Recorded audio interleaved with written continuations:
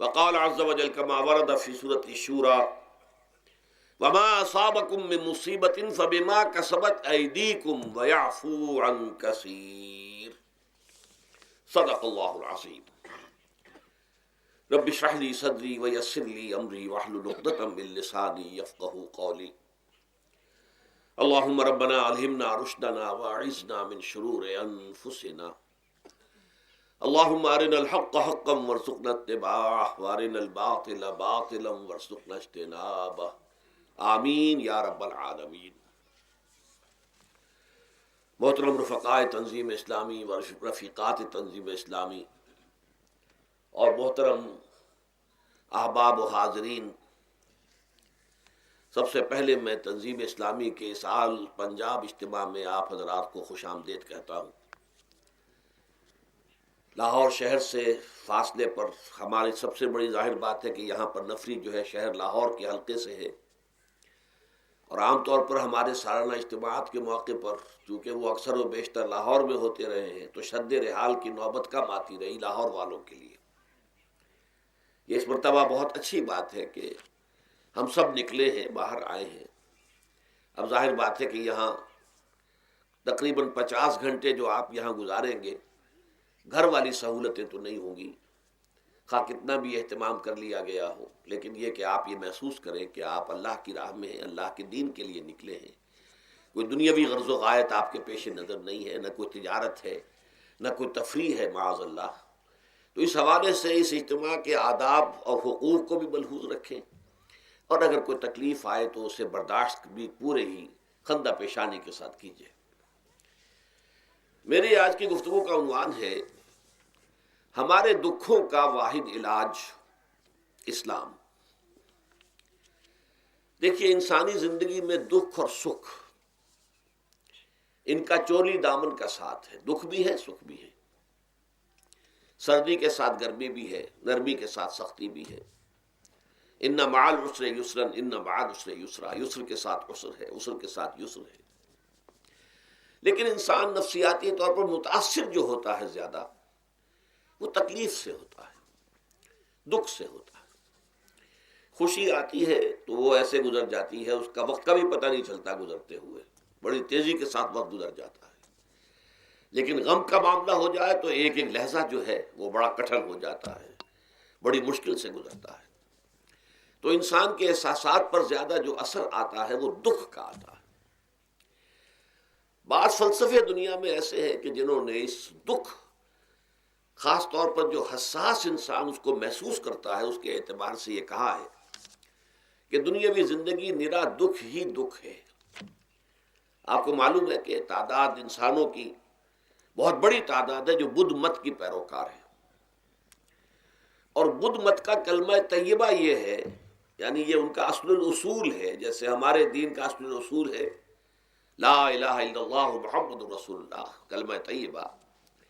ان کا جو کلمہ طیبہ ہے وہ یہ سروم دکھم، سب دکھ ہی دکھ ہے، سب مصیبت ہی مصیبت ہے.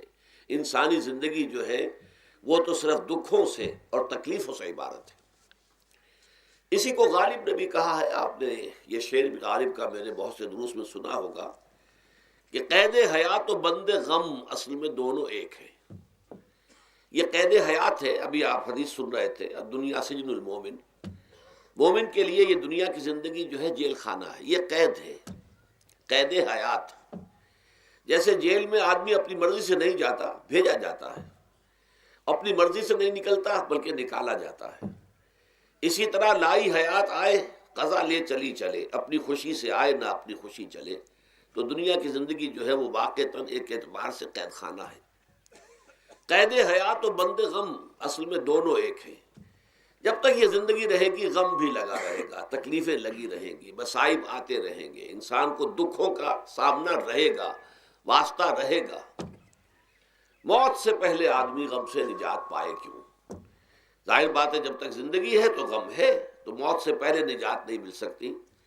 اگرچہ اس کے بعد کا اگلا مرحلہ جو ہے، جو حقیقت کو جاننے والے ہیں وہ تو جانتے ہیں کہ اس کے بعد تو غم کا اور بڑا کڑا مرحلہ آنے والا ہے. اب تو گھبرا کے یہ کہتے ہیں کہ مر جائیں گے، مر کے بھی چین نہ پایا تو کدھر جائیں گے.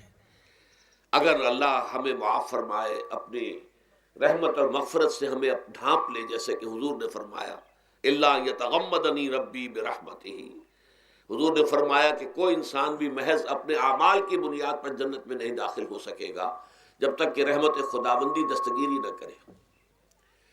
کسی صحابی نے بڑی ہمت کی، بڑے جرت کا معاملہ کیا، پوچھ لیا کیا حضور آپ بھی؟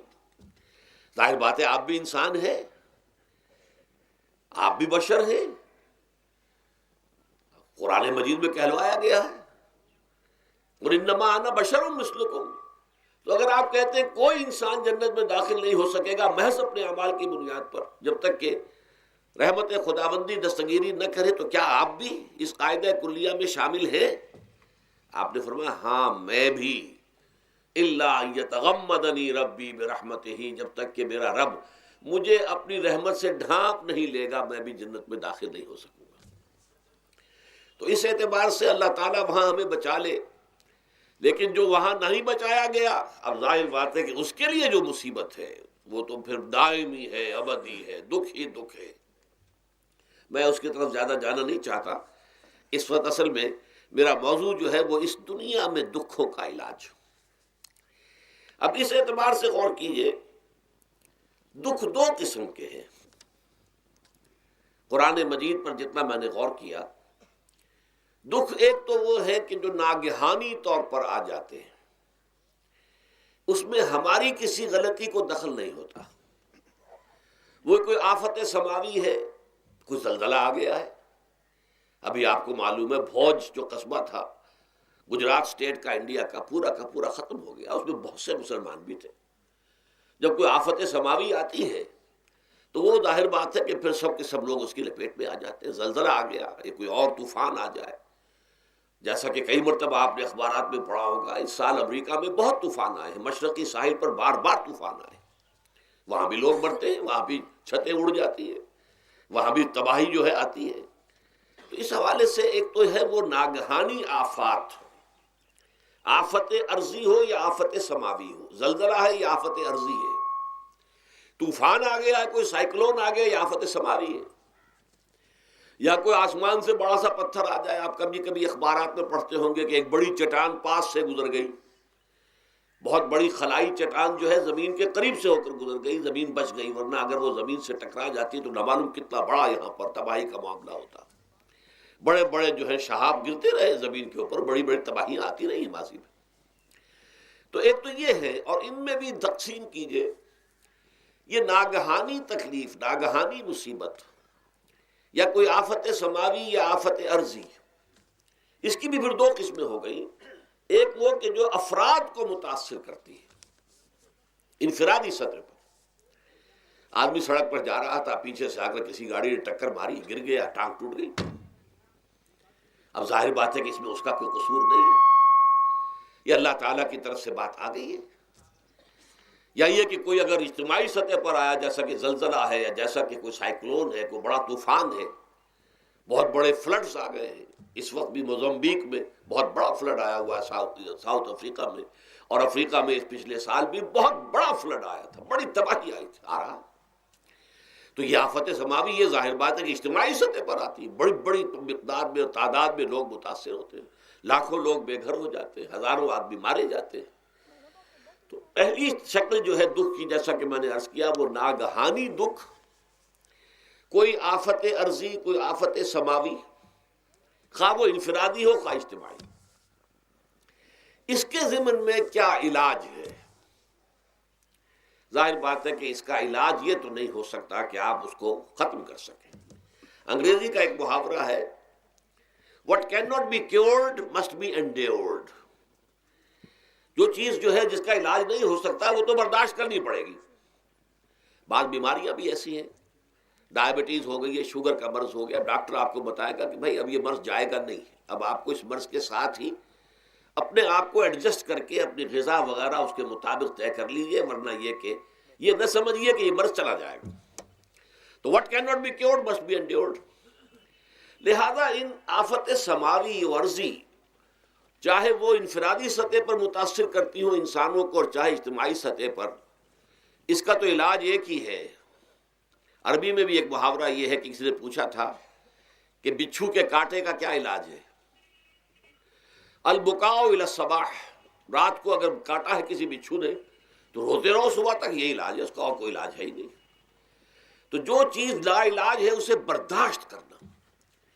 گویا کہ یہاں جو اصل شے ہوگی کہ دنیاوی آفات، عرضی و سماوی آفات، ناگہانی آفات، ناگہانی مصیبتیں، ان کے ضمن میں ہمیں ایسی شے کی ضرورت ہے جو ہمارے اندر برداشت پیدا کر دے، اس کو جھیلنا آسان بنا دے، ہم اس کی وجہ سے بجھ کر نہ رہ جائیں، ہماری ہمتیں جواب نہ دے جائیں، ہمارا ارادہ ختم نہ ہو جائے، ہمارا حوصلہ پست نہ ہو جائے، بلکہ برداشت ہو، جھیلنا ہو، تحمل ہو۔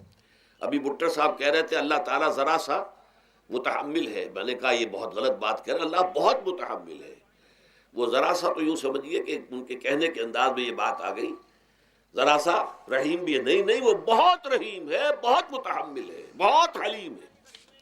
لیکن یہ کہ ہمیں یہ جو آفات سماویہ اور عرضیہ ہیں جو ہمارے اوپر آ جاتی ہیں اللہ کی طرف سے، ان کے ضمن میں ذہنی ایک ایٹیچیوڈ پیدا ہو جائے، سوچ کا ایک خاص رخ بن جائے، انسان کے احساسات ایک خاص طرز پر ڈھل جائیں، تو پھر ان کو برداشت کرنا آسان ہو جاتا ہے۔ اور وہ کیا ہے؟ وہ ہمارے ایمان کا لازمی تقاضا ہے۔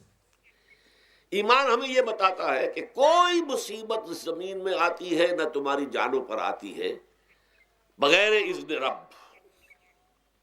جو کچھ آ رہا ہے اللہ تعالیٰ کے فیصلے سے آیا ہے، یہ کوئی اندھا بہرا مادہ نہیں ہے، یہ کوئی اندھا بھینسا نہیں ہے کہ اس نے آ کے آپ کو ٹکر مار دی ہے، نہیں، یہ تو سمیع و بصیر، علیم و خبیر اللہ اور حکیم اور قدیر اللہ کا فیصلہ ہے۔ لہذا یہ من جانب اللہ ہے، اس کو تم سمجھو کہ اللہ تعالیٰ کی طرف سے ہے۔ اور جب اللہ کی طرف سے ہے تو سورہ آل عمران میں فرمایا بیدہ الخیر، اس کے ہاتھ میں تو خیر ہی خیر ہے۔ یعنی بظاہر تمہیں محسوس ہوتا بھی ہو کہ یہ میرے لیے تکلیف دہ بات آ گئی ہے، تو اس کو یوں سمجھو کہ اس کا نتیجہ جو میرے حق میں نکلے گا وہ خیر ہوگا۔ فوری طور پر تو تکلیف ہے، مجھے اچھی نہیں لگ رہی، ناگوار ہے، لیکن نتیجہ اس کا خیر نکلے گا۔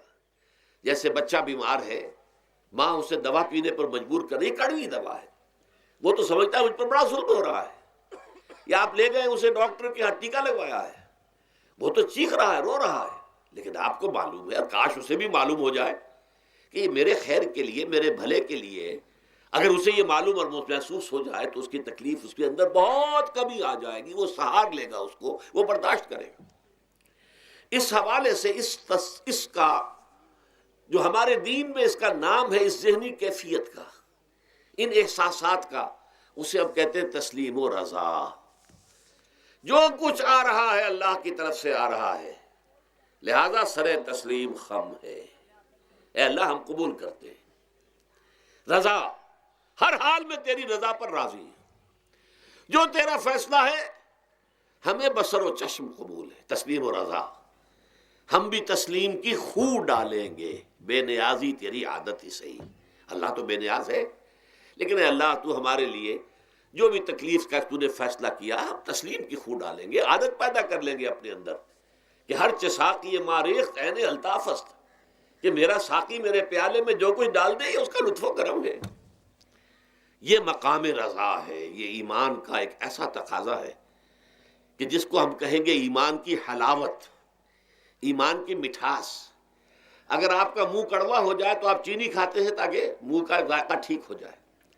اگر تکالیف کی وجہ سے، دکھ کی وجہ سے آپ کے احساسات کے اندر کوئی خرابی پیدا ہو رہی ہے، یہ جو مقام رضا ہے یہ اس کے لیے قند ہے، یہ اس کے لیے چینی ہے، یہ اس کے لیے شہد ہے، یہ اس کی تلخی کو ظاہر کر دینے والی شے ہے کہ اللہ تیری رضا پر راضی، راضی برضائے رب۔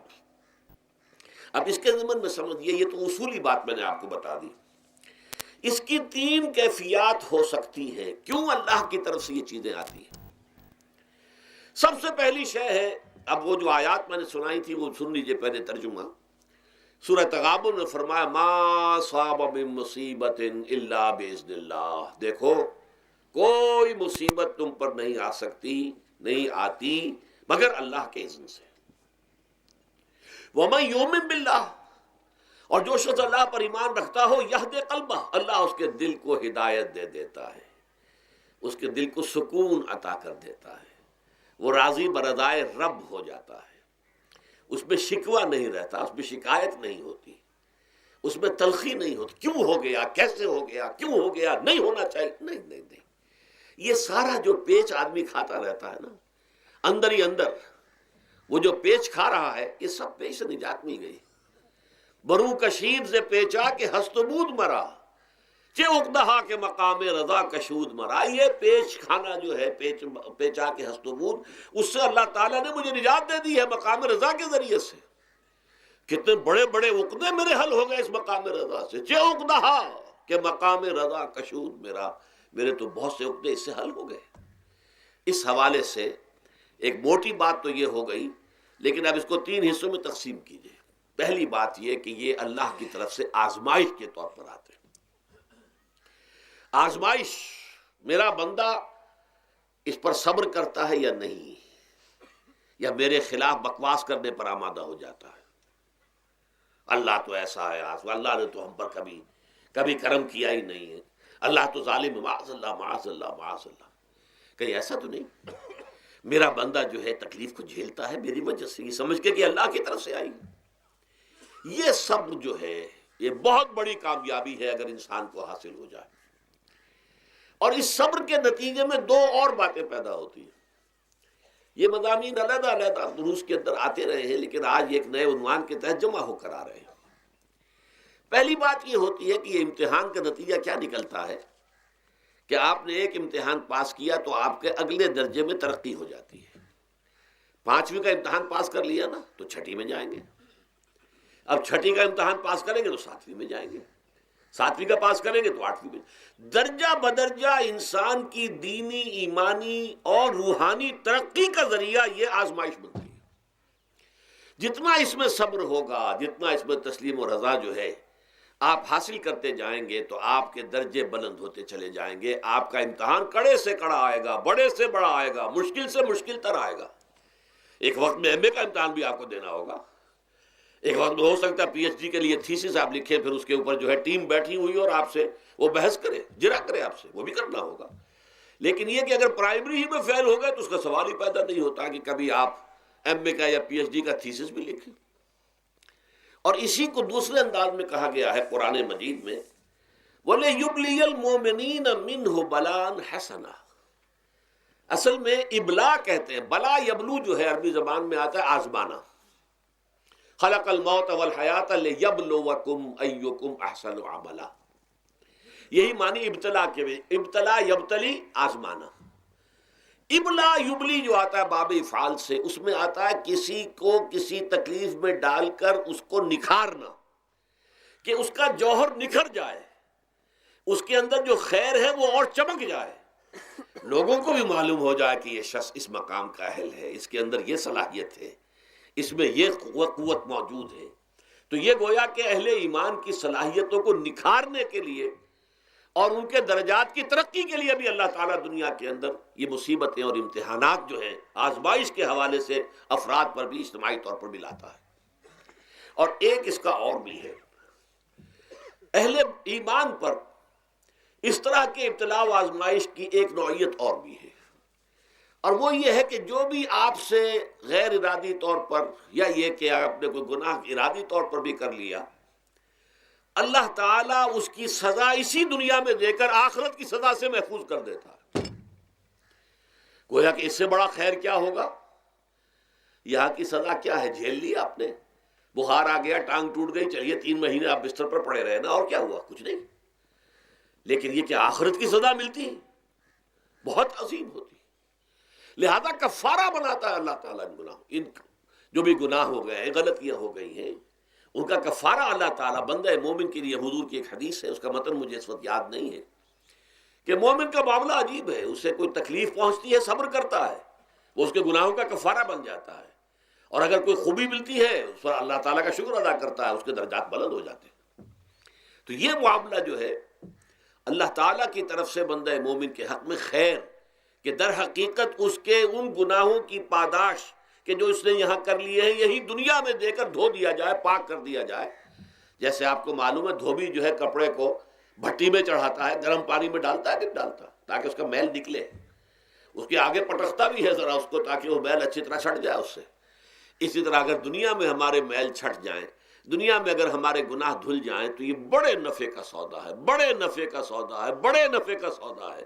اس اعتبار سے آپ غور کیجئے کہ اگر یہ حقائق ہمارے سامنے رہے تو کیا کوئی تکلیف دنیا کی ہمیں بھاری محسوس ہوگی؟ ہمیں تو بتایا یہ گیا ہے کہ عسیٰ ان تکرہوا شیئا وہو خیر لکم وعسیٰ ان تحبوا شیئا وہو شر لکم واللہ یعلم وانتم لا تعلمون۔ ہو سکتا ہے کہ تم کسی چیز کو ناپسند کرو، درا حال ہے کہ اسی میں تمہارے لیے خیر ہے، تمہیں نہیں پتا، اور ہو سکتا ہے تم کسی چیز کو پسند کرو، درا حال ہے کہ اس میں تمہارا شر ہے لیکن تمہیں نہیں معلوم۔ اللہ یعلم وانتم لا تعلمون، اللہ جانتا ہے تم نہیں جانتے۔ اس حوالے سے سبردم بتو مایا خیش را تو دانی حساب کم و بیش را، اے اللہ، اس کو کہتے ہیں تفویض۔ یہ سورہ تغابن کے درس میں یہ تمام مضامین تفصیل سے آتے ہیں کہ ایمان کے جو باطنی ثمرات ہیں اس میں سب سے پہلے مقام رضا ہے، پھر تفویض ہے، توکل ہے۔ آپ محنت کر رہے ہیں، محنت کر رہے ہیں، محنت کر رہے ہیں، نتیجہ نہیں نکلا۔ ایک نتیجہ یہ نکلے، ایک بچے نے بہت محنت کی، دن رات کام کیا، فیل ہو گیا امتحان میں۔ اب صدمے سے کمر ٹوٹ سکتی ہے اس کی، لیکن نہیں، ہو سکتا ہے کہ اللہ تعالیٰ نے اسی میں میرے لیے خیر رکھی ہو۔ اس لیے کہ ہماری محنت سے کچھ نہیں ہوگا، ہمارے مادی وسائل سے کچھ نہیں ہوگا، ہوگا اللہ کے اذن سے، اللہ کی مرضی سے، اللہ کی مشیت سے۔ یہ ہمارے لیے خاص طور پر اس اعتبار سے بہت اہم نکتہ ہے، ہم سب راہ حق کے مسافر ہیں، اپنے اپنے بس پڑتے محنت کر رہے ہیں، وقت بھی صرف کر رہے ہیں، مال بھی صرف کر رہے ہیں، محنت کر رہے ہیں، مشقت کر رہے ہیں، لیکن فرض کیجئے جیسا کہ ہے فی الواقع، فرض کیا کیجئے، وہ تو واقع سامنے کی بات ہے، نتائج نکلتے نظر نہیں آ رہے، قدم نہیں بڑھ رہے، ہماری طرف لوگوں کا رجوع عام نہیں ہے، ٹھیک ہے، اس پر قطعاً بدل ہونے کی بات نہیں ہے، یہ اللہ تعالیٰ کی مشیت میں ہوگا، جب وہ چاہے گا تب ہوگا۔ ہمارا کام یہ کہ اپنا فرض ادا کیے چلے جائیں بس، اور نتیجے سے بالکل ذہن کو اپنے منقطع کر لیں، ذہن کا کوئی تعلق آپ کے نتیجے کے ساتھ نہ رہے۔ یہ جب تک کیفیت ہماری نہیں ہوگی، ہم اس راہ پر استقامت اور مدام اس پر محنت اور جد و جہد کرنا جو ہے وہ ہمارے لیے ممکن نہیں رہے گا۔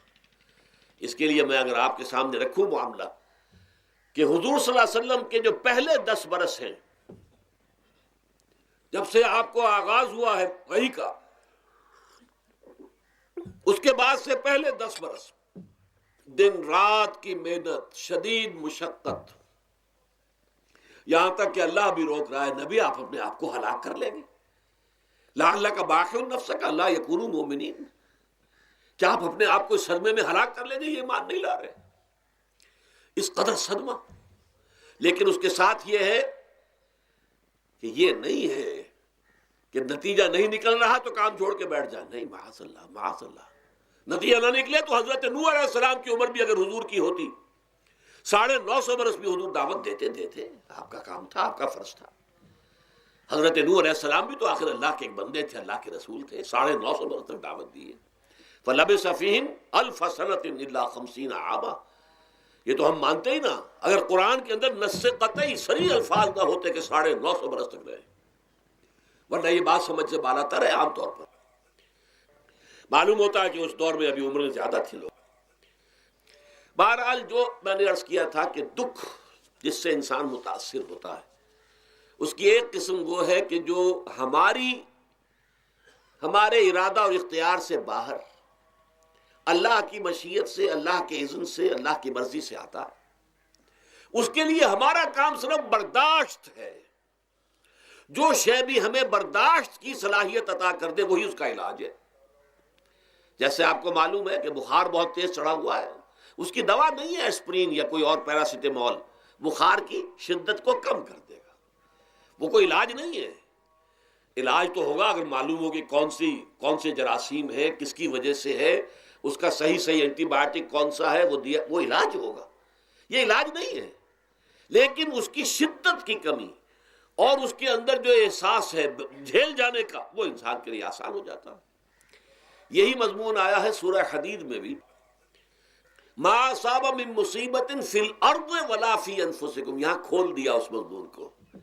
میں نے عرض کیا تھا نا کہ یہ آفت سماوی بڑے پیمانے پر بھی ہو سکتی ہے، زمین میں یعنی زلزلہ آ گیا، فلڈ آ گیا، طوفان آ گیا، ولا فی انفسکم، خاص تمہاری جان میں، تمہیں بخار ہو گیا، تمہیں ٹی بی لگ گئی، تمہیں کوئی اور بیماری آ گئی، تمہیں کینسر ہو گیا، معاذ اللہ ثم معاذ اللہ، ہوتا ہے، آخر ہوتا ہے، دنیا میں انسانی زندگی کے ساتھ یہ ساری چیزیں لگی ہوئی ہیں۔ لیکن یہ چیزیں ما اصاب من مصیبت فی الارض ولا فی انفسکم، نہیں پڑتی تم پر کوئی پڑنے والی کوئی مصیبت، کوئی تکلیف، نہ پوری زمین میں بڑے پیمانے پر، نہ تمہاری جانوں میں انفرادی سطح پر، الا فی کتاب من قبل ان نبراہا، مگر یہ کہ وہ تو ایک کتاب میں، کتاب اللہ کے علم کی کتاب، ام الکتاب، اس میں پہلے سے درج موجود ہے۔ یہ الٹ ٹپ نہیں ہو گیا، یہ اچانک نہیں ہو گیا۔ آپ اچانک سمجھتے ہیں کہ صاحب میں تو جا رہا تھا، اچانک ٹرک نے آ کے مجھے دھکا مار دیا۔ اچانک کوئی شے یہاں نہیں ہوتی، اس کائنات میں پتہ تک نہیں ہلتا جب تک کہ اذن رب نہ ہو۔ اچانک کا کیا سوال؟ تو در حقیقت جو ہوتا ہے وہ اللہ تعالیٰ کے علم میں پہلے سے ہے، علم کامل، ما کان وما یکون، جو کچھ ہوا ہے، جو کچھ ہوگا، مستقبل، ماضی، کل کا کل آنے واحد میں اللہ کے علم میں موجود ہے۔ لہذا یہاں اچانک کچھ نہیں ہوتا، جو بھی آیا ہے اللہ کے اذن سے آیا ہے، اور یہ پہلے سے اللہ کے علم کے اندر موجود تھا، لکھا ہوا تھا، الا فی کتاب من قبل ان نبراہا ان ذلک علی اللہ یسیر۔ یہ تمہیں تو مشکل نظر آئے گا لیکن اللہ پر بڑا آسان ہے، اللہ کا علم کامل ہے، ما کانا ما یکون کو حاوی ہے۔ لِكَيْ لَا تَأْسَوْا عَلَىٰ مَا فَاتَكُمْ، تاکہ تم افسوس نہ کیا کرو ان چیزوں پر جو تم سے چھوٹ جائیں، جاتی رہیں، چھن جائیں۔ کوئی موقع تھا ہاتھ سے نکل گیا، کوئی دولت تھی اس پر ڈاکہ پڑ گیا، کوئی اور مصیبت ہے وہ آ گئی، کوئی عزیز فوت ہو گیا، اکلوتا بیٹا تھا فوت ہو گیا، وغیرہ وغیرہ۔ ما فاتکم، فات سے ہی فوتیدگی ہے نا، جو شے بھی نکل جائے، چلی جائے، ہاتھ سے جاتی رہے، چاہے وہ کوئی آپ کا عزیز تھا جو فوت ہو گیا تو آپ کے ہاتھ سے نکل گیا، یا کوئی مال تھا جو آپ کے قبضے سے نکل گیا، ڈاکہ پڑ گیا، چوری ہو گئی، نقصان ہو گیا کاروبار میں بہت بڑا، اس پر افسوس نہ کیا کرو۔ اگر افسوس کرو گے تو اس کا مطلب کیا ہوگا کہ تمہیں اللہ پر اعتماد نہیں ہے، یا تم سمجھتے ہو کہ اللہ کے سوا بھی کوئی ہے جو یہ کام کر سکتا ہے۔ کائنات میں تو ایک ہی کی مرضی چلتی ہے، وہ ہے اللہ۔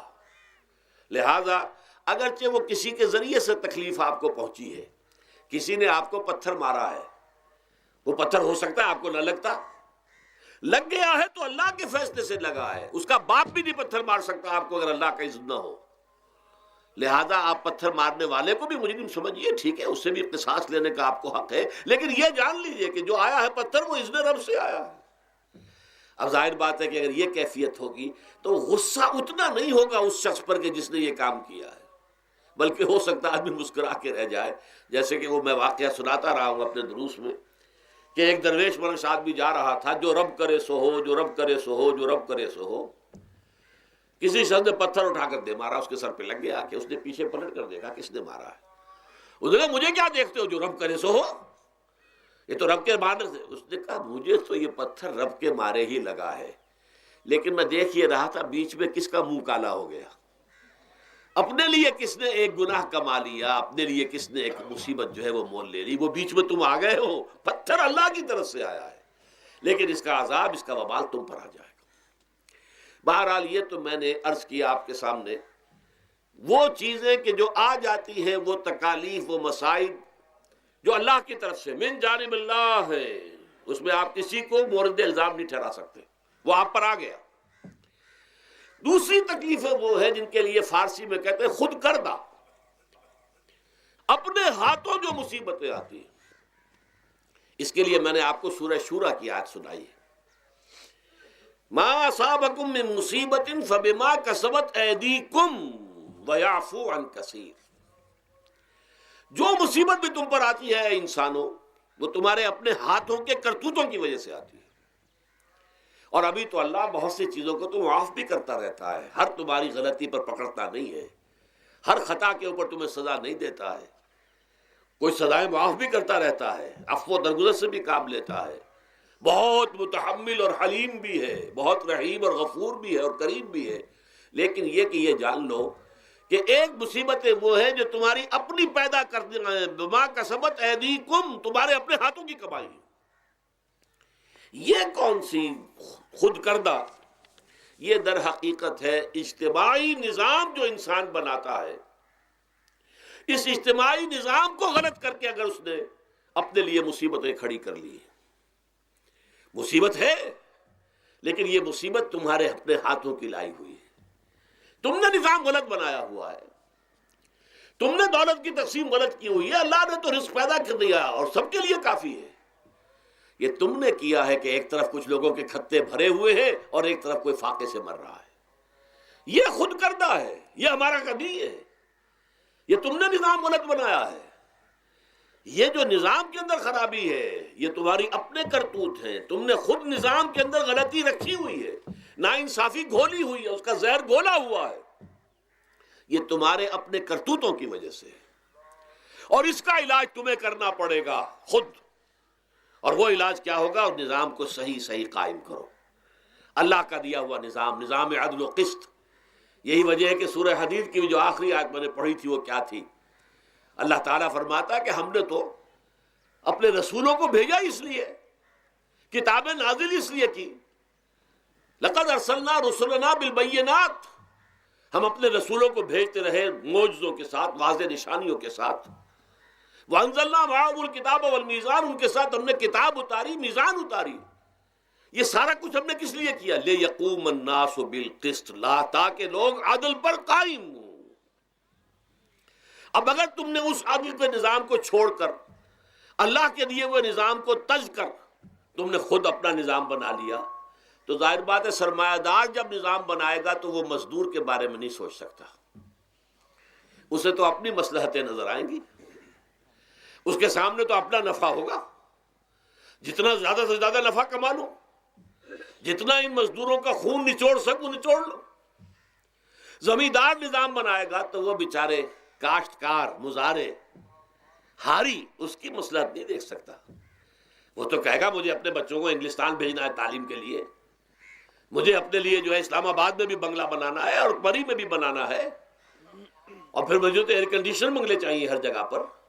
وہ تو اپنی مصلحت کو دیکھے گا۔ وہ غریب کے ساتھ کیا بیت رہی ہے جو دن رات کی محنت اور مشقت کر رہا ہے، جس نے ہل چلایا ہے، جس نے بیج ڈالا ہے، جس نے پانی دیا ہے، جس نے فصل کی دیکھ بھال کی ہے، جس نے پھر فصل کاٹی ہے، اس کے لیے تو بمشکل 2 وقت کا گزارا، وہ بھی بمشکل، اور اس کے علاوہ نہ اس کے بچے کے لیے علاج معالجے کی کوئی سہولت ہے، نہ اس کی اولاد کے لیے تعلیم کی کوئی کا بندوبست ہے، لیکن یہ کہ اسی کی محنت کے نتیجے میں عیش اڑا رہا ہے وہ زمیندار اور جاگیردار، ان کے محل ہیں، ایئر کنڈیشنڈ ہیں، ان کے بچے انگلستان اور امریکہ میں تعلیم حاصل کرتے ہیں، اب آگے بڑھ کر انہوں نے کارخانے دار بھی وہ بن گئے۔ وہی لوگ ہیں کہ جو اعلیٰ تعلیم حاصل وہ کرتے تھے وہی بیوروکریٹس بنتے ہیں، انہی میں بڑے بڑے افسر آئیں گے۔ عام آدمی جو ہے وہ تو شاذ نکل آتے ہیں، کچھ لوگ بہت ذہین بچے بھی ہوتے ہیں، غربا کے بچے بھی ہوتے ہیں، کبھی کبھی نکل آتے ہیں، لیکن وہ تو کوئی 1-2 دانے ہوں گے ایسے جو بہت ہی انتہائی طور پر غیر معمولی طور پر ذہین ہو۔ عام بچہ کہاں کرے گا، کیسے جائے گا؟ لہذا وہ پیچھے رہ جائے گا، وہ جونیئر کلرک ہوگا یا بہت تیر مارے گا سینئر کلرک ہو جائے گا، اپر گریڈ کلرک ہو جائے گا لوور گریڈ کلرک سے بڑھ کر۔ اللہ اللہ خیر صلی اللہ، یہ کمشنر کون ہوں گے، ڈپٹی کمشنر کون ہوں گے، یہ تو ظاہر بات ہے اسی، سیکریٹری کون ہوں گے، یہ 22 گریڈ والے کون ہوں گے، 21 گریڈ والے کون ہوں گے، ان کی اکثریت انہی لوگوں میں سے ہوگی۔ اس حوالے سے یہ جو غلطی، یہ جو دکھ ہے، یہ دکھ تمہارا اپنا پیدا کرتا ہے، اور خود کردہ رہا علاج نہیں، اس کا علاج اور کچھ نہیں ہے جب تک کہ تم خود اپنے طرز عمل کو نہیں بدلو گے۔ اب یہ جو دکھ ہے میں اس میں سے چند کو آپ کے سامنے گنوانا چاہتا ہوں۔ دیکھیے، سب سے پہلا دکھ جو دنیا میں انسان نے خود پیدا کیا سماجی سطح پر، یہ پیدائشی طور پر نیچ ہے اور یہ پیدائشی طور پر اونچا ہے، یہ مسلی ہے اور یہ سید ہے۔ ہمارے ہاں تو پھر بھی اللہ کا فضل ہے کہ اتنا زیادہ فرق و تفاوت نہیں، ہندوؤں میں یہ شودر ہے اور یہ برہمن ہے، علم حاصل کرنا برہمن کا حق ہے، شودر کا حق ہی نہیں ہے۔ اور شودر کے کان میں اگر اشلوک بھی پڑ جائے کہیں بغیر ارادے کے، کہیں جا رہا تھا اور کہیں گیتا کے اشلوک ہو رہے تھے، اس نے سن لیے، تو اس کی سزا کیا ہے؟ سیسا جو ہے اس کو پگھلا کر اور وہ اس کے کان میں ڈال دیا جائے تاکہ سماعت ہی ختم ہو جائے۔ دنیا میں یہ کس نے کیا بھائی؟ یہ خود انسان نے کیا۔ یہ ظلم انسان اپنے اوپر ڈھا رہا ہے، یہ اونچ نیچ اس نے خود بنائی ہے۔ ہمارے ہاں بھی ہے، اتنی نہیں ہے۔ مصلی کا کیا مقام ہے آپ کے معاشرے میں؟ سید کچھ بھی ہو، بدمعاش ہو، زانی ہو، سید ہے، اسے تو جھک کر اس کے گوڑے کو ہاتھ لگائیں گے۔ لیکن یہ کہ دوسرا شخص جو ہے مصلی کتنا ہی نیک ہو، بھلا ہو، پارسا ہو، وہ برابر جو ہے چارپائی پر بھی بیٹھنے کا حقدار نہیں۔ یہ ساری اونچ نیچ ہم نے پیدا، اللہ نے نہیں کیا تھا۔ اللہ نے تو تمام انسانوں کو مساوی پیدا کیا۔ اللہ کے رسول یہ فرما کر گئے، لا فضل لعربی علی عجمی ولا لعجمی علی عربی ولا لأحمر علی اسود ولا لأسود علی احمر الا بالتقوی کلکم بنو آدم وآدم من تراب۔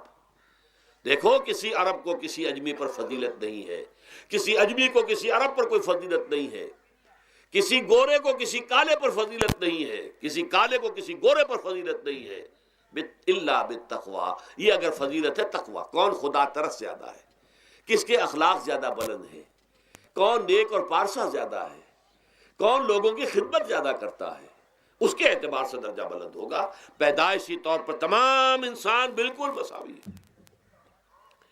پھر ہمارے معاشرے میں جو ظلم ہوتا ہے، دو طبقات ہیں جو حضرات سورہ نساء پڑھتے ہیں، اس میں سب سے پہلے دو طبقات جو کہ گرے ہوئے تھے اس معاشرے میں اور آج بھی گرے ہوئے ہیں، ایک یتیم اور ایک عورت۔ ان دونوں کے لیے ابتدائی سے سورہ نساء کے اندر جو ہے احکام آئے تو ان کے بارے میں آئے۔ یتیموں کو ان کا مال ہڑپ کر جانا، ان کو دھکے دینا۔ ارأیت الذی یکذب بالدین فذلک الذی یدعو الیتیم ولا یحض علی طعام المسکین۔ تم نے کبھی غور کیا اس شخص پر جو کہ جزا و سزا کا منکر ہے؟ وہی ہے کہ جو یتیم کو دھکے دیتا ہے۔ یتیموں پر ظلم ہوتا ہے، وہ آپ کے معاشرے میں پستے ہیں، پٹتے ہیں، ان کا کوئی والی وارث نہیں، ان کی طرف سے کوئی پوچھنے والا نہیں، کوئی بولنے والا نہیں۔ اور پھر یہ کہ اگر اس کا باپ کو مال چھوڑ گیا ہے تو وہ چچا کھا جائیں گے، کوئی اور ولی کھا جائیں گے، ختم کر دیں گے، ہڑپ کر جائیں گے۔ جس پر قرآن مجید کہتا ہے کہ ان الذین یاکلون اموال الیتامی ظلما انما یاکلون فی بطونہم نارا۔ یقیناً وہ لوگ جو یتیموں کا مال ناحق ہڑپ کرتے ہیں، وہ اپنے پیٹوں میں آگ کے انگارے بھر رہے ہیں۔ وَسَيَصْلَوْنَ سَعِيرًا۔ اور یہاں تو دنیا میں جو آگ کے انگارے ہیں وہ محسوس نہیں ہو رہے، آخرت میں ایک طرف وہ آگ کے انگارے ظاہر ہو جائیں گے جو اندر سے جلائیں گے، اور ایک طرف جہنم کی آگ باہر سے جلائے گی۔ یہ دو طرفہ جلن جو ہے ان کو برداشت کرنی پڑے گی۔ ظاہر بات ہے یہ ہمارا اپنا کیا ہوا ہے، یہ اللہ کی طرف سے نہیں ہے، یہ ہم نے نظام غلط بنایا ہے، ہم نے اتوار اپنے برے کر لیے۔ اور دوسرا طبقہ خواتین کا، عورتوں کا۔ سب سے بڑا ظلم اس معاشرے میں کیا ہے؟ جو بچپن ہی سے احساسات کے اوپر ایک بوجھ بن جاتا ہے بچیوں کے، کہ بیٹے کو افضل سمجھتے ہیں، بیٹی کو جو ہے گھٹیا سمجھتے ہیں۔ اس قدر ناانصافی، اس قدر ناانصافی۔ اسی باپ کے نطفے سے بیٹا بھی ہے اور بیٹی بھی ہے، اسی ماں کے رحم میں بیٹے نے بھی پرورش پائی ہے، بیٹی نے بھی پرورش۔ بعضکم من بعض، قرآن کہتا ہے تم سب ایک دوسرے میں سے ہو، کوئی افضل نہیں، کوئی گھٹیا نہیں۔ اللہ تعالیٰ نے، اللہ کے نبی نے کسی بیٹے کی پرورش پر کوئی اجر و ثواب نہیں بتایا۔ ہاں 2 یا 3 بیٹیوں کو پال پوس کر، تہذیب سکھا کر، پھر ان کی شادی کر کے ان کے گھروں میں پہنچا دیا، جنت کی ضمانت اللہ تعالیٰ دے رہا ہے۔ اور سب سے بڑی بات یہ کہ سب سے زیادہ محبوب انسان حبیب اللہ محمد ہے صلی اللہ علیہ وسلم، اور محمد کو اللہ نے بیٹے نہیں دیے، دیے بھی تو لے لیے، بیٹیاں دی، 4 بیٹیاں دی۔ اور کتنی محبت کرتے تھے محمد صلی اللہ علیہ وسلم کی بیٹیوں سے، خاص طور پر حضرت فاطمہ سے، وہ تو آپ سیرت میں پڑھیے کتنی محبت، کس قدر محبت۔ سب سے چھوٹی تھی شاید اس لیے۔ بہرحال پہلی بات تو یہ کہ بچپن ہی سے وہ دعویٰ پڑھنا شروع ہو جاتا ہے بچیوں کے ذہنوں پر کہ ہم کو گھٹیاں ہیں، ہمارے بھائی بڑیاں ہیں، ہمارے والدین جو ہیں ان سے زیادہ محبت کرتے ہیں، ہم سے نہیں کرتے۔ پھر شادی میں اکثر و بیشتر لڑکیوں کی مرضی کا کوئی خیال نہیں کیا جاتا. یہ ظلم ہے جو ہم کر رہے ہیں. لڑکی کی مرضی کے بغیر، اس کے اذن کے بغیر، اس کی اجازت کے بغیر کوئی شادی نہیں ہو سکتی. زبردستی وہ بھیڑ بکریاں نہیں ہے کہ جس کے ہاتھ چاہا آپ نے بیچ دیا. معاذ اللہ ثم معاذ اللہ ثم معاذ اللہ. یہ ضرور ہے کنواری بیٹی ہے تو اس سے صرف آپ نے پوچھا اور وہ خاموش رہی، بس یہ بھی کافی ہے. البتہ یہ کہ اگر کوئی سیبہ ہے جس سے پہلے نکاح ہو گیا تھا، بیوہ ہو گئی، یا پہلے شادی تھی ایک خلا لے لی، طلاق لے لی یا طلاق ہو گئی، اس کو تو کہنا پڑے گا کہ ہاں مجھے کوئی اعتراض نہیں ہے اگر میری فلاں شخص سے شادی کر دی جائے، اس کے بغیر نکاح ہو نہیں سکتا. پھر ان سب کے اوپر سب سے بڑا ظلم، یہ تو اللہ تعالیٰ آپ کو توفیق دے تو دوسرا رکوع سورہ نساء کا پڑھیں. کتنی تاکید کے ساتھ احکام آئے ہیں وراثت کے. وراثت مما قل منہ او کثر، چاہے زیادہ مال کسی نے چھوڑا ہو چاہے تھوڑا سا چھوڑا ہو، لیکن وراثت کے احکام جو ہیں ان کو نافذ کرنا ہوگا. نصیبا مفروضا، یہ اللہ کی طرف سے حصے ہیں جو مقرر کر دیے گئے ہیں. لیکن ہمارے معاشرے میں کون ہے جو بیٹیوں کو دینے کو تیار ہو اور بہنوں کو دینے کو تیار ہو؟ مجھے تو حیرت ہوئی تھی. مالا کنڈ میں آپ کو معلوم ہوگا ایک دفعہ بڑی تحریک چلی تھی شریعت کے نفاذ کی.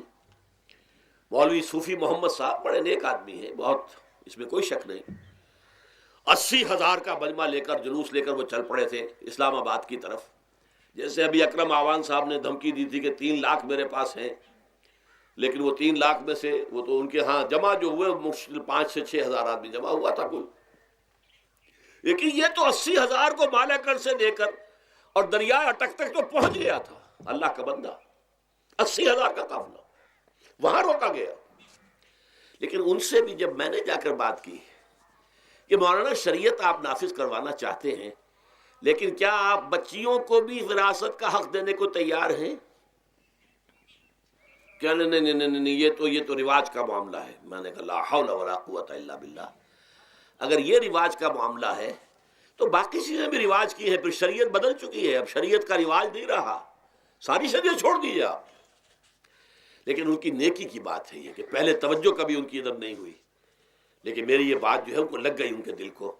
اگلی مرتبہ جب ان سے ملنے گیا تو انہوں نے کہا کہ اب میں نے بیعت لینی شروع کی ہے لوگوں سے کہ وہ اپنی بیٹیوں کو بھی حق دیں گے، وراثت کے اندر تقسیم کر کے دیں گے حصہ. لیکن یہ کہ اس وقت تک انہوں نے کہا تھا ابھی کل 28 آدمیوں نے بیعت کی ہے. وہ 80,000 سے بیعت یہ لینی آسان کام نہیں ہے. 80,000 کو جوش دلا کر شریعت کے نام پر لا کر ٹکرا دینا یہ آسان کام ہے، لیکن 80,000 سے یہ بیعت لینا کہ پورے شریعت پر عمل کریں گے یہ بہت مشکل ہے.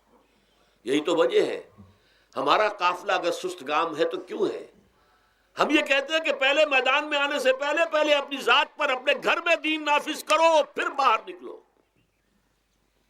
اپنی معاش اور اپنی معاشرت پر اسلامی شریعت نافذ کرو، پھر باہر آ کر اسلام کا نعرہ لگانے کا تمہیں حق پہنچتا ہے، ورنہ نہیں. اگر تمہاری اپنی ذات پر دین نافذ نہیں، چہرے پر 12 بجے ہوئے ہو، اللہ تعالیٰ کے نبی کی سنت کا کہیں آثار دور دور تک نظر نہ آ رہے ہو، روزانہ پھاوڑا چلا رہا ہو آدمی نبی کی سنت کے اوپر شیو کر رہا ہو، اور پھر وہ کہے میں اسلام چاہتا ہوں. بھائی اللہ کے بندے پہلے ذرا یہ کمی پوری کر لے. اور اگر تیرے کاروبار میں کوئی حرام شے ہے، تیری معاش میں کوئی حرام شے ہے، کوئی سودی معاملہ کیا ہو، ختم کر اس کو. اللہ کے بندے بینک کی سروس کر رہا ہے، چھوڑ اس کو. اگر یہ کام کر لو، بے پردگی اختیار کی ہوئی ہے. اللہ نے تو پردہ سکھایا ہے، اللہ کے نبی نے پردہ سکھایا ہے، شریعت اسلامی نے پردہ رکھا ہے. مردوں اور عورتوں کا اختلاط پسند نہیں ہے.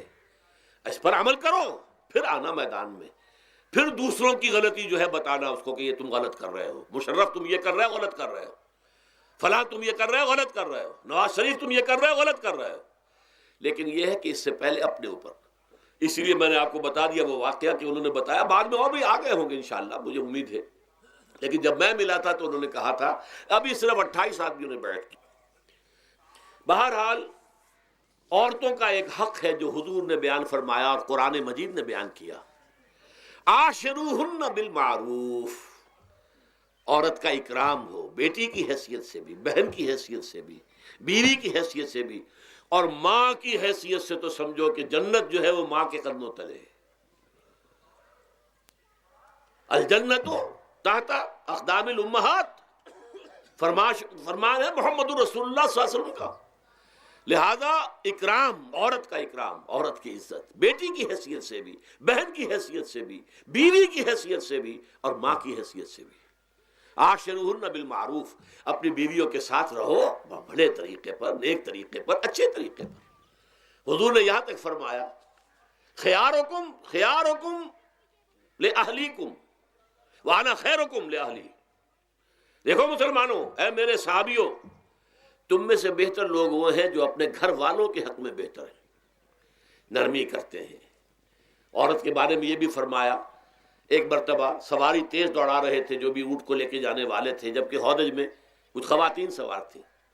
حضور نے فرمایا دیکھو نہ، یہ نگینے ہیں جو سوار ہیں، ان کو زیادہ دھکے نہ لگواؤ تیز تیز اونٹ چلا کر، ان کے ساتھ نرمی ہو، ان کے ساتھ نیکی کی جائے، ان کے احساسات کا خیال رکھا جائے، ان کے ساتھ زیادتی نہ ہو، مار پیٹ کا کیا سوال، معاذ اللہ ثم معاذ اللہ۔ ان کے ساتھ جو ہے عاشروہن بالمعروف، بھلے طریقے پر گزارا کرو۔ یہاں تک فرمایا ہو سکتا ہے کہ کسی وجہ سے تمہاری بیوی جو ہے تمہاری نگاہوں سے گر جائے، اب آپ کے دل میں اتنی محبت نہیں رہی، لیکن اللہ فرماتا ہے دیکھو ہو سکتا ہے کہ اس میں کوئی پہلو ایسا ہو، تلاش کرو، کوئی پہلو ایسا ہو بہتری کا کہ جس کی وجہ سے تلاش کر کے اس کو اپنی نگاہوں میں مرکوز کر لو، تاکہ اس کے تمہارے دل میں اس کے لیے محبت دوبارہ اثر نہ ہو۔ اس پہلو کی وجہ سے جو تمہاری نگاہ سے اوجھل تھا، وہ اچھائی اس میں ہے، سیرت کی اچھائی ہے۔ صورت بہت اچھی نہیں ہے، اللہ نے سیرت اچھی دے دی ہے۔ جو کچھ دیا، جو اچھائی ہے، جو بھلائی ہے، اس کو تلاش کرو اور نگاہ کو وہاں پر جماؤ تاکہ تم ان کے ساتھ اچھا سلوک کر سکو۔ اس سے آگے آئیے، معاشی میدان ہے سب سے زیادہ سخت اور سب سے زیادہ کٹھن اور سب سے زیادہ ظالمانہ نظام۔ اس میں سب سے بڑا ظلم جو ہمارے پاکستان میں ہے وہ یہ زمینداری، غیر حاضر زمینداری، اور یہ جاگیرداری۔ محنت کرے کسان مزدور ہاری، عیش کرے جاگیردار زمیندار، یہ اس سے بڑا ظلم اور کوئی نہیں ہو سکتا۔ اور چونکہ ہماری معیشت بنیادی طور پر زرعی معیشت ہے، ہمارا تو زیادہ تر جو آبادی کا طبقہ ہے وہ کاشتکار ہے، لہذا سب سے بڑا ظلم جو ہو رہا ہے وہ در حقیقت یہ زمینداری، غیر حاضر زمینداری اور جاگیرداری۔ اب اس میں سمجھ لیجئے اس بات کو اچھی طرح، کتنا بڑا ظلم ہے۔ ایک شخص خود شہر میں رہ رہا ہے، لاہور میں، ساری سہولتیں اسے حاصل ہیں، کتنی سہولت ہوتی ہے، ٹوٹی کھولی اور پانی آ رہا۔ دیہات میں جا کے بیچارے کاشتکار کو معلوم ہو سکتا ہے کہیں سے دور سے پانی کھینچ کر لانا پڑتا ہو کسی کنویں سے، کہاں اسے یہ سہولت ہے کہ ٹوٹی کا کان مروڑا اور پانی حاضر، کہاں یہ سہولت ہے کہ بجلی کا بٹن اوپر سے نیچے کیا اور بقع روشن ہو گیا۔ یہ ساری سہولتیں بھی لے رہا ہے اور وہ تنخواہ بھی لے رہا ہے کوئی، یا کوئی کاروبار بھی کر رہا ہے، اور ایک زمین اس کے پاس ہے، فلاں ضلع میں میرا رقبہ ہے، اس رقبے پر جو کاشت کر رہا ہے آ کر اس کی کمائی میں سے، اس کی فصل میں سے آدھا بٹا کر لے جاتا ہے۔ کیا حق پہنچتا ہے اسے؟ یہ مزارعت جو ہمارے ہاں جس کو جائز قرار دے دیا گیا، یہ دور ملوکیت میں جائز قرار دیا گیا۔ بادشاہت جو ہے وہ چلتی تھی، جیسے آپ نے کن کھجورا دیکھا ہے نا، اس کے بہت سی ٹانگیں ہوتی ہیں، کن کھجورے کی کتنے پاؤں ہوتے ہیں، سینکڑوں۔ ایسے ہی بادشاہوں کے یہ پاؤں ہوتے تھے، جاگیردار، 3000 منصبدار، 5000 منصبدار، 20,000 منصبدار، 30,000 منصبدار، یہ جاگیردار، بڑے بڑے علاقے ان کے پاس ہے۔ اب ظاہر بات ہے کہ وہ خود تو کاشت نہیں کر سکتے نا، انہیں تو مزارع چاہیے، لہذا مزارعت کے جائز ہونے کا فتویٰ دیا گیا۔ جب اسلام میں بادشاہت آ گئی، ملوکیت آ گئی اور جاگیرداری آ گئی، جو ملوکیت کے پاؤں ہیں وہ کنسلے کی طرح، کن کھجورے کی طرح اس کے پاؤں ہیں، تو وہ تو جاگیردار ہے۔ یہ ہے جس کی وجہ سے امام ابو حنیفہ نے کہا مزارعت حرام ہے، جس کی زمین ہے وہ کاشت کرے، یا حضور کی حدیث ہے کہ چاہے اپنے بھائی کو دے دے تو ایک دانہ لینے کا حقدار نہیں ہے۔ اگر تو تمہارا کوئی اور ذریعہ معاش نہیں ہے تو ٹھیک ہے، جاؤ کاشت کرو، تمہارا کوئی اور ذریعہ معاش ہے، تمہارا کاروبار ہے، تمہاری دکان چل رہی ہے، تم ملازمت میں ہو، تمہیں تنخواہیں مل رہی ہیں، تمہارا پروویڈنٹ فنڈ بھی جمع ہو رہا ہے، تمہیں تو تمہارے ریٹائرمنٹ کے بعد وہ پینشن بھی مل جائے گی، اور اس کے ساتھ ساتھ تم نے یہ ظلم روا رکھا ہوا ہے۔ زمین اگر ہے یا تو جاؤ کاشت کرو، ورنہ یہ کہ اس زمین کو دے دو اپنے کسی بھائی کو، ملکیت تمہاری رہے گی، کاشت وہ کرے گا تو جو فصل ہوگی اس کی برداشت بھی وہی کرے گا، وہی لے کر جائے گا۔ یہ فتویٰ ہے امام اعظم امام ابو حنیفہ رحمۃ اللہ علیہ کا، یہی فتویٰ ہے امام مالک امام دار الحجرہ امام مدینہ امام مالک رحمۃ اللہ علیہ کا، دونوں کا فتویٰ یہ ہے، اور عظیم ترین یہی دو ہیں، اولین بھی یہی دو ہیں، عظیم ترین بھی یہی دو ہیں۔ امام شافعی بھی شاگرد ہیں امام مالک کے، امام احمد ابن حنبل شاگرد ہیں امام شافعی کے۔ ٹاپ پر کون ہے؟ امام ابو حنیفہ، ان کے شاگردوں میں قاضی ابو یوسف اور امام محمد امام ظفر، ادھر امام مالک، ان کے شاگردوں میں پھر امام شافعی، پھر ان کے شاگرد امام احمد ابن حنبل۔ ٹاپ پر دونوں یہ کہہ رہے ہیں کہ حرام، مزارعت حرام، جس کی زمین ہے خود کاشت کرے۔ یہاں یہ ہے کہ خود کاشت نہیں کر سکتا تو اپنے بھائی کو دے دے، بس ٹھیک ہے، اس میں سے کوئی حصہ لینے کا وہ حقدار نہیں ہے۔ جو محنت کرے، جو خون پسینہ اپنا لگائے، وہی اس سے ساری جو ہے آمد بھی اس کو حاصل ہونی چاہیے۔ یہ مجھے حال ہی میں، یہ آپ کے علم میں ہونا چاہیے، یہ فتویٰ دیا ہے قاضی ابو یوسف اور امام محمد نے کہ مزارعت حلال ہے، جائز ہے۔ شرطیں لگائی انہوں نے کہ بیج بھی زمیندار دے، کوئی جانور وغیرہ ہے تو وہ بھی زمیندار کا ہو، اگر کوئی ٹریکٹر ہے تو اس کی بھی پیمنٹ جو ہے زمیندار کرے۔ یہ ہے شرطیں، یعنی اس کا کوشش کی ہے کہ اس جاگیرداری کا ڈنک جو ہے کم ہو جائے، اس مزارعت کے اندر جو مضرت ہے وہ کم ہو جائے، لیکن یہ کہ اصلاً اسے جائز قرار دے دیا۔ ہمارے ہاں کون شرطوں کو کون دیکھتا ہے، آداب کو کون دیکھتا ہے، قواعد و ضوابط کو کون، ہنیئن وریا، جیسے کہ ماں کا دودھ پیتے ہیں ایسے ہی یہ مزارعت کی جو آمدنی ہے اس کو کھا رہے ہیں۔ حرام ہے، حرام ہے، حرام ہے۔ حال ہی میں ابھی ملاقات ہوئی میری مولانا زاہد الراشدی صاحب، آپ کے بہت قریب گجرانوالے میں، جو اس کی سب سے بڑی مسجد ہے، اس کے خطیب ہیں۔ انہوں نے بتایا ملا علی قاری نے بھی یہ لکھا، جو بہت بعد کے حنفی جو ہے وہ فقیہ ہیں، کہ دلائل تو وہی ہیں جو امام ابو حنیفہ نے دیے ہیں، دلائل تو ان کے ساتھ ہیں، لیکن مصلحت ہے جو جس کے تحت یہ فتویٰ دیا گیا۔ یہاں تک کہ مولانا شبیر احمد عثمانی کے ساتھ دست راست سمجھ لیجئے، ظفر احمد عثمانی رحمۃ اللہ علیہما، انہوں نے بھی یہ لکھا ہے کہ دلائل تو امام صاحبی کی رائے کے حق میں جاتے ہیں، لیکن یہ کہ ہمارے ہاں تقلید کا ایسا ایک قلادہ گردنوں میں ڈال دیا گیا ہے، چونکہ ہمارے بزرگوں نے فتویٰ دے دیا، قاضی ابو یوسف نے امام اور قاضی اور امام محمد نے، لہذا فتویٰ تو اسی پر چلے گا۔ میں نے ان سے بات کی اور ان کا ڈٹ کر میں نے کہا میدان میں آئیے، نہ کام کیجیے، جب تک یہ مزارعت ختم نہیں ہوتی ہے، جب تک جاگیرداری اور زمینداری ختم نہیں ہوتی ہے، اس ملک میں کوئی سیاست صحیح آ ہی نہیں سکتی۔ یہ سیاست تو وڈیروں کا، جاگیرداروں کا، بڑے بڑے زمینداروں کا کھیل ہے۔ یہ آپ نے پتہ نہیں نام سنا ہے کہ نہیں، میوزیکل چیئرز گیم، یہ ہوتا ہے ان کا کھیلنے والوں کا، بہت زیادہ دولت والے جو ہیں، یہ ان کا کھیل ہے۔ ان کو کام تو کوئی کرنا نہیں ہوتا، جاگیردار ہے، اسے کوئی کام کرنا ہے۔ وہ بیٹھ کر ایک کلب بنا رکھی ہے، یہ پارلیمنٹ کیا ہے، کلب ہے، وہاں بیٹھ کے وہ اپنا وقت گزاری کرتے ہیں۔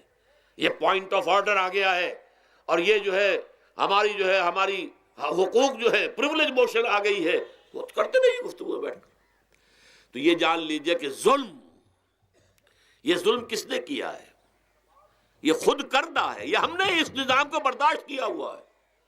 جب تک ہم نہیں اٹھیں گے یہ نظام ختم نہیں ہوگا۔ خود کردہ کا علاج خود ہی کرنا ہوگا۔ یہ غلط نظام جو چلا آ رہا ہے، جب تک کہ اس کو ہم بدلیں گے نہیں، اس کو ختم نہیں کریں گے، اس وقت تک یہ ظلم کیسے ختم ہوگا؟ اس سے آگے آئیے، ایک ہے کارخانے دار۔ کارخانے دار کو اور مزدور کو آپ نے چھوڑ دیا کہ باہم طے کریں۔ کارخانے دار کہتا ہے میں تو صاحب آپ کو 15 روپے دوں گا، کام کرنا ہے تو کریں، نہیں کرتے تو نہ کریں۔ آپ نے زیادہ سے زیادہ یہ کیا کہ نہیں، یہ ویج بہت کم ہے، آپ نے ایک یونین بنا لی، کچھ ہڑتال کر دی۔ اچھا ہڑتال کر دی، 10 دن کی ہڑتال کے بعد غریب مزدور کا تو بچہ ہو سکتا ہے بھوکا مرنے لگے، کارخانے دار کی صحت پہ کوئی اثر پڑے گا؟ اس میں لاکھوں ہیں، کروڑوں ہیں، اس کی صحت پر کوئی اثر نہیں پڑتا۔ لہذا یہ ظلم ہے۔ اس ظلم کا علاج کیا ہے؟ اگر یہ ضمانت ریاست کی طرف سے ہو، حکومت کی طرف سے، کہ اگر تمہیں تمہاری مناسب مزدوری نہیں ملتی مت کرو کام، لیکن تمہارے بچے کو بھوکا ہم نہیں مرنے دیں گے، تمہیں سبسسٹنس الاؤنس دیں گے، ان ایمپلائمنٹ الاؤنس دیں گے، ہم زکوٰۃ کا نظام قائم کریں گے جس کے تحت کہ انڈر رائٹ کر دیں گے، طے کر دیں گے، لکھ دیں گے کہ ہر شہری کی بنیادی ضروریات کی کفالت ریاست کے ذمے ہے۔ اب اگر ایسا ہے تو ایک آدمی پاؤں جما کر بات کرے گا نا کارخانے دار کے ساتھ، ایک امپلائی جو ہے امپلائر سے بات کرے گا پاؤں جما کر، جناب آپ مجھے تنخواہ کم دے رہے ہیں میں کام نہیں کروں گا۔ لیکن اب کیا ہے؟ جناب آپ مجھے تنخواہ کم دے رہے ہیں میں کام نہیں کروں گا۔ مالک کہتے جاؤ دفعہ ہو جاؤ، پھر وہ کیا کہتا ہے؟ اچھا جی میں اسی تنخواہ پہ کام کروں، اس کا تو کوئی فائدہ، اسی کی جائے کہاں وہ؟ مارکیٹ میں تو سرمایہ داروں کا گٹھ جوڑ ہے، انہوں نے کارٹلز بنا رکھے ہیں، وہ تو ظاہر بات ہے کہ وہ ویج نہیں بڑھائیں گے، الا یہ کہ مزدور کی پوزیشن ایسی ہو کہ وہ بھی ڈٹ کر کھڑا ہو جائے۔ اور وہ ڈٹ کر کھڑا کب ہوگا؟ جب اس کو ضمانت ملی ہوئی ہو ریاست کی طرف سے، حکومت کی طرف سے، کہ اگر تمہارے پاس جاب نہیں ہوگا، کام نہیں ہوگا، تمہارے پاس کوئی مزدوری نہیں ہوگی، تو تمہیں اتنا وظیفہ تو ہر مہینے ملتا رہے گا جس سے تم اور تمہارے اہل و عیال جو ہے وہ کم سے کم زندہ رہ سکو۔ پھر کھڑے ہو کر بات کر سکتا ہے مزدور، پھر صحیح جو ہے ان کے درمیان معاہدہ ہوگا تو وہ منصفانہ ہوگا، عادلانہ ہوگا۔ جب تک یہ نہیں ہے، اور یہ نظام کیسے ہوگا؟ جب تک کہ زکوٰۃ کا نظام قائم نہ کیا جائے۔ اب زکوٰۃ کا بھی ایک نظام تو وہ تھا جو بدنام کرنے کے لیے زکوٰۃ کو ضیاء الحق صاحب نے نافذ کیا، وہ تو بدنامی ہے، وہ تو سود کا کمیشن ہے، کہ سود میں آپ کو اگر 6% ملتا تھا تو 2.5% انہوں نے کاٹ لیا، 3.5% آپ کو دے دیے، تو سود میں سے حصہ لے لیا ہے نا۔ سود کو حرام کریں اور زکوٰۃ پورے مال پر، سارے تجارتی اموال پر مال زکوٰۃ لیں۔ آپ کی دکان میں جناب 10 لاکھ کا مال پڑا ہوا ہے، 2.5% کے حساب سے دے دیجئے، کتنا من اکاؤنٹ آپ کر لیجئے گا۔ کوئی ایک ہے سٹاکسٹ، آپ کے گودام میں اتنا سٹاک پڑا ہوا ہے، اتنی مالیت کا 2.5% دیجئے، تمہاری اتنی بھیڑیں بکریاں ہیں، اتنی بھیڑیں اتنی بکریاں نکال دو۔ جب تک کہ تمام اموال میں سے زکوٰۃ نہ لیجیے، یہ کیا کہ بینک کے اندر جو جمع ہے اس پر سے زکوٰۃ کاٹ لی، انا للہ و انا الیہ راجعون، نام اس کا زکوٰۃ رکھا ہے، اور خیرات کا ایک نظام بنا دیا، کچھ خیرات اور کچھ سیاسی جو ہے اپنا ہتھ کنڈا، کہ وہ کے ناظمین زکوٰۃ جو بن رہے ہیں اور زکوٰۃ کونسلیں بن رہی ہیں، وہ سب کون ہیں؟ جو ہمارے سیاسی طور پر ہمارے ساتھی ہیں، ہمارے ورکرز ہیں۔ اور پھر جتنے غبن ہوئے ہیں اور جتنا اس کے مس اپروپریشن، سب کو معلوم ہے ہمارے معاشرے میں، آخر اگر حکومت کے جتنے محاصل ہیں وہ غبن ہوتے ہیں تو زکوٰۃ کا کیوں نہیں غبن ہوگا؟ زکوٰۃ کو آسمان سے اتری ہے، بلکہ زکوٰۃ میں سے غبن کرنا تو آسان ہے، اس لیے کہ سود میں سے کاٹا ہوا ہے، اس میں تو انسان جو ہے وہ برا بھی محسوس نہیں کرے گا کہ یہ تو سود ہے، لعنت ہے، اگر اس کو میں نے کچھ ہضم کر لیا تو کیا ہو گیا۔ جب تک کہ یہ دو نظام نہیں آئیں گے، اور تیسرے یہ کہ سود کے ذریعے سے جب تک کہ یہ ظلم، سود کا نتیجہ کیا نکلتا ہے؟ اصل میں ہمارے عام آدمی سمجھتے ہیں سود کہ اچھا ہے جی، کیا ہے، ایک آدمی نے پیسے جمع کرائے ہیں، اب اسے ہر مہینے اتنا پیسہ مل رہا ہے۔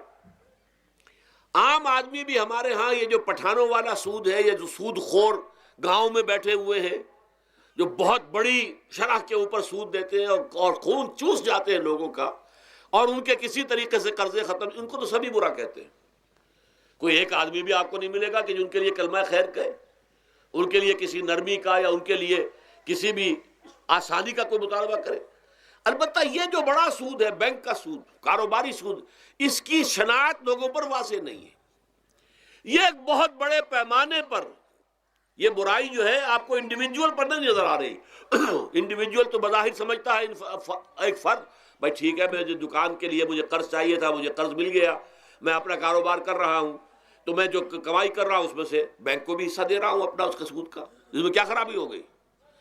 اس کی خرابی سمجھ میں آتی جب آپ کو معلوم ہو اسی سود کے ذریعے سے دنیا میں اس وقت ایک چھوٹی سی اقلیت ہے، کل 1 کروڑ یا 1.25 کروڑ یہودی، اور پوری دنیا کی دولت کے اوپر قابض ہو کر بیٹھ گئے. یہ سارا وہ بینکنگ نظام جو یہودیوں نے بنایا، یہ IMF ورلڈ بینک جس کے ہم اس وقت غلام بن کر رہ گئے. ہمارا چیف مارشل ایڈمنسٹریٹر اسے کہیں یا چیف ایگزیکٹو کہیں، ہمارا تو حکمران ہے، ہمارا بادشاہ ہے اس وقت. اور وہ بادشاہ سلامت کہتے ہیں کہ یہ IMF اور ورلڈ بینک کے لوگوں کے گوڈے ہمیں پکڑنے پڑتے ہیں، گوڈے گٹے. کیوں؟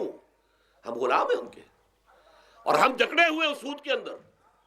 پوری دنیا کو یہودی سود خوروں نے در حقیقت اپنے شکنجے میں جو جکڑا ہے، جس طریقے سے کہ ان کو اپنے اندر ایک اپنے پورے ہتھ کنڈوں کے اندر جو باندھ کے رکھ دیا ہے، یہ سود کے ذریعے سے. اور اس کا نتیجہ کیا نکلتا ہے؟ دیکھیے، امریکہ میں کہتے ہیں بڑی جمہوریت ہے، لوگ ووٹ دیتے ہیں، لیکن حقیقت اگر لوگ جانتے ہوں کہ دیوے استبداد جمہوری قبا میں پائے کوب، تو سمجھتا ہے یہ آزادی کی ہے نیلم پری. ہم نے خود شاہی کو پہنایا ہے جمہوری لباس، جب ذرا آدم ہوا ہے خود شناس و خود نگر. اب امریکہ میں اصل میں کیا ہے؟ امریکہ میں کیپٹلسٹ کا نظام ہے. یہ حکومت کس کی ہے؟ سرمایہ داروں کی ہے. جو کروڑ پتی نہ ہو وہ الیکشن نہیں لڑ سکتا. اور کروڑ پتی جو ہے اپنے پیسے کی بدولت وہ صحافیوں کو خرید لے گا، ٹیلی ویژن چینلز خرید لے گا، وہ لوگوں کے ذہنوں پر چھا جائے گا، آ جائے گا. یہ گورنمنٹ آف دی کیپٹلسٹ ہے، ناٹ عوام. یہ دھوکہ ہے، فریب ہے سرمایہ داروں کا. وہاں وہ جاگیردار اس طرح کے نہیں ہیں، سرمایہ دار ہیں. وہاں جاگیرداری کی وہ حیثیت نہیں رہی، اس لیے کہ ان کے تحت آدمی نہیں ہوتے. وہ تو اگر بڑے بڑے رینچ ہیں، بڑے بڑے اگر فارم ہیں، تو وہاں بھی آپ کو معلوم ہے کہ چونکہ مشینوں کے ذریعے سے بوائی بھی ہو رہی ہے اور ہل بھی چل رہا ہے مشینوں سے، بوائی بھی مشینوں سے، کٹائی بھی مشینوں سے، تو زیادہ انسان کی ضرورت ہی نہیں رہی. لہذا وہ سیاسی نظام وہ نہیں ہے جو یہاں کا ہے، لیکن وہ زمیندار بھی وہاں کا کیپٹلسٹ ہے، نظام کیپٹلسٹ کا ہے. تو در حقیقت یہ ڈیموکریسی جو ہے، اس جو کہتے ہیں government of the people by for the people, نہیں، گورنمنٹ آف دی کیپٹلسٹ، سرمایہ دار کی حکومت ہے. اور سرمایہ دار جو ہے اس نے اپنی کلب بنائی ہوئی ہے، بیٹھا ہے. پارلیمنٹ ہے، یہ کانگریس ہے، یہ سینٹ ہے، یہ سرمایہ داروں کی کلب ہے.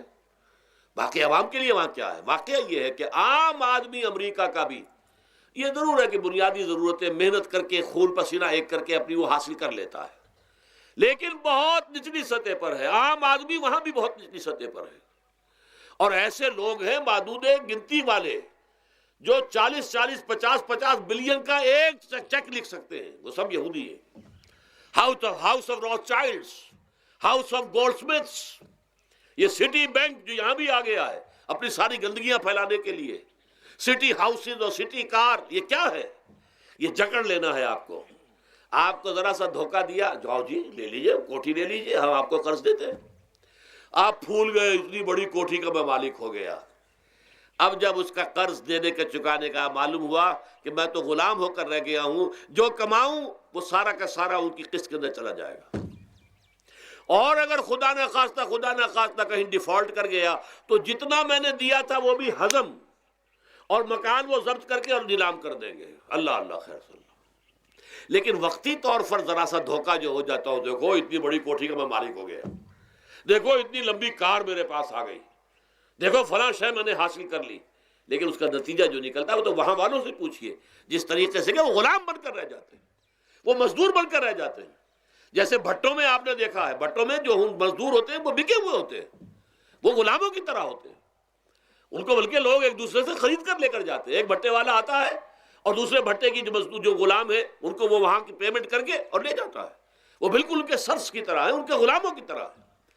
یہ ساری جو میں نے آپ کے سامنے گنوائی ہیں، یہ در حقیقت نوع انسانی کو جو تقسیم کیا گیا، انگریزی میں آپ کہتے ہیں ہیوز اور ہیو ناٹس.